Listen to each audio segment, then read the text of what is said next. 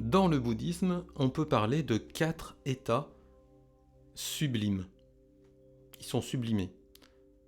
Alors c'est la bienveillance universelle pour tous les êtres, la compassion pour tous les êtres vivants, la joie et la sympathie pour les autres, et le calme face aux événements.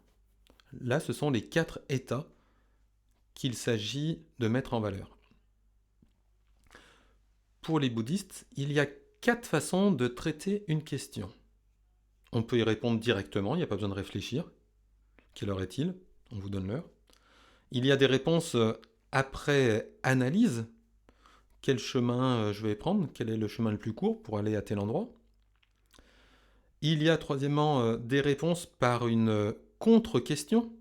Par exemple, si on vous demande la vie a-t-elle un sens?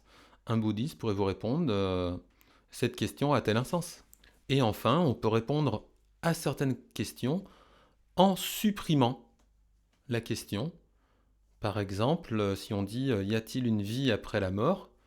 Eh bien, on pourrait dire, d'un point de vue bouddhiste, que cette question est inutile, puisqu'il n'y a ni naissance ni mort. Tout est transformation, tout est cycle. Au sujet des 4 vérités. Alors, la première vérité elle se rapporte à la souffrance. La souffrance, l'imperfection traversent nos vies, mais il existe des remèdes qui conduisent à une joie, à un progrès. Deuxième vérité, tout ce qui a la nature de l'apparition, tout cela a la nature de la disparition. C'est comme le philosophe présocratique Héraclite, on ne se baigne pas 2 fois dans le même fleuve. Bien oui, parce que nous on aura changé, d'une minute à l'autre on n'est plus tout à fait le même, et le fleuve également, il change sans arrêt, il n'est jamais identique à lui-même. Alors la volonté, la soif de devenir est le fil qui perdure dans ce changement, selon le bouddhisme. La troisième vérité concerne le nirvana. C'est une expérience indicible. On ne peut pas la décrire, on ne peut pas la nommer. Et elle nous donne accès à la vérité ou à la réalité absolue. C'est un peu comme le philosophe Platon. La vérité ne peut pas être transmise, elle s'expérimente.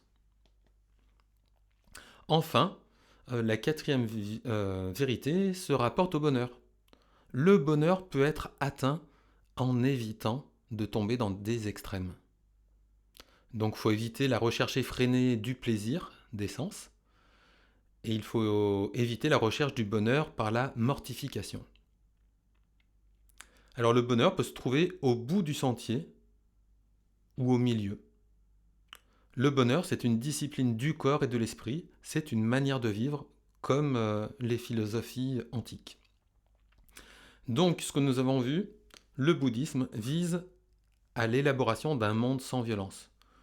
Une société pacifique, sans haine, sans guerre, où tous les êtres seraient traités avec justice.